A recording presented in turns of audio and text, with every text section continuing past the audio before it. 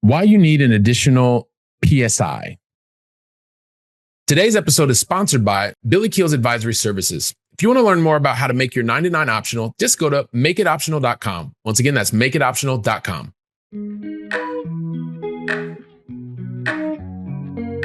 Helping you build freedom without losing your edge. This is the Going Long podcast with Billy Keels.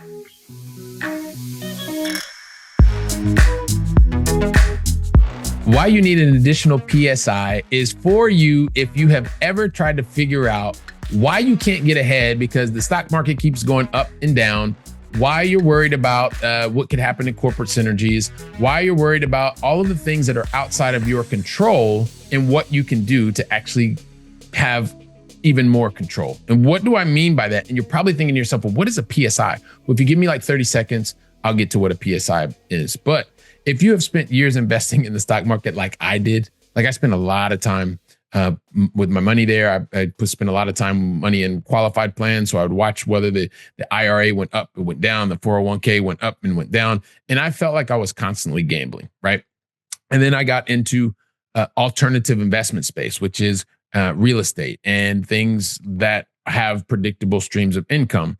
And that was my first taste of PSI. PSI is predictable streams of income. And why you need an additional PSI, predictable stream of income, will become very, very clear in this very brief episode. So just give me a couple minutes, I promise. Because the thing is, when I was in my corporate role, I really enjoyed it because corporate life was great to me, saw a lot, made a lot of money, made multiple 6, 7 figures. And it was one of those things that was really, really cool because I was also solving really big corporate types of problems, enterprise types of problems. And I realized that I wanted to be able to continue to make more money because I thought that was what would solve all problems. And I know I say that ad nauseum here on the podcast, but if you grew up like I did, you start to understand that you think money solves all problems. But what I really wanted to do was be in control of how I was making the money. Because if I was in control of that, then that meant that I could also control the most important asset, which I learned later in life, which is time. Because everybody gets the same 168. That is the number of hours that you get in a week. And it depends on how you are investing those hours. What is the outcome that you get? And it's not always related to money. There is not always a positive financial ROI for things that give you positive time invested and return on your time. And so as I went through these like frustrations that were happening with the market because it felt like gambling and I could never control anything, I realized that I also had a major deficiency in the area of alternative investing space. So, what did I do? I started having a early taste of what that was like, but I figured out that when I found another colleague who seemed to be doing things really, really well, because not only was he achieving well in his job, but he also started talking to me about he was predictably scheduling his income from the business outside of our very well-paid corporate enterprise software job. I started thinking to myself, oh my gosh, I got to learn more about this space. I just had to learn more about the space because it seemed to me that this was the way to create what I was really in control, wanting to find out what was being in control of creating more income. Because it helped me control my time and how I invested my time. So what did I do? I just started learning about the space. I started watching the videos. I was listening to podcasts just like this, but they were very specific on strategies around the vehicle that I wanted at the time was real estate. And I've gone into other things since then. And I invested so many hours online. I invested money to travel back to the United States, to join masterminds, to be in groups, to meet with people face to face, to get beyond and from behind just the screen. And after 5 years of studying, I say that kind of crying because it shouldn't have taken me that long. But from 2008 to 2013, I was a theoretical ninja and I just kind of couldn't even stand myself. After a while, I was like, oh my gosh, I actually have to do this. And I was so nervous, literally nervous. I was like, oh my God, I'm going to lose all my money. What happens if I lose all my money? What happens if this doesn't work? I'm living in one continent, investing in another continent, and all the nerves that had me stuck. But I thought, you know what? If I don't create this PSI, predictable stream of income, that I am in control of, because it means I get to control my time, then I'm going to be on this loop, in this hamster wheel or rat wheel, whatever you want to call it, forever. And I actually liked it, but it was starting to get me exhausted. I wanted to figure out how I could do this and own my time too. That was starting to become even more important to me, especially when it happened one of those things after you have kids.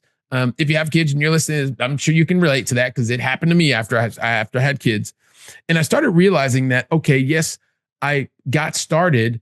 I broke through the nervousness, but then I was able to prove my thesis of creating this generally predictable income stream or stream of income, right? And I was able to do that through the rental properties that I started with. But I got my taste into investing in other assets, building a business, being able to control the expenses. And that was the thing I was like, oh my gosh, this is what I've been after. This is why I figure out you need to be able to have and create an additional predictable stream of income, PSI. Because when you are able to, and this is what I really realized, and that's why I'm going to keep this episode brief, it's that predictable stream of income, the additional one, right? That was the one that allowed and will allow you to get the confidence that you need, be able to predict and prove your concept that you can do it.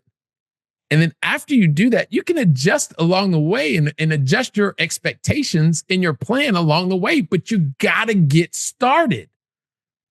That's what I learned. That's the thing that happened and changed inside of me, is once I was able to create that predictable stream of income, that additional PSI, my confidence increased. My ability to understand and create a plan and adjust that plan along the way, it also increased. And my income increased. My network increased. And that's the power of creating an additional stream of predictable income, your predictable stream of income. That's the power that comes behind it. And so if you're going through this struggle, I've just given you a clear example of what you need to do, how I did it. If I did it, you can do it. If you want some help doing it, I'm not hard to find, or as I say, I ain't hard to find. You can find me here. But if it's not you and you know somebody who's struggling, share today's episode with them, care about them, get on the phone with them, talk about it, challenge the idea, challenge the thought process. And like I said, if you need some help, you know where to find me. You can find me here. You can find me on LinkedIn. You can find me all over the place.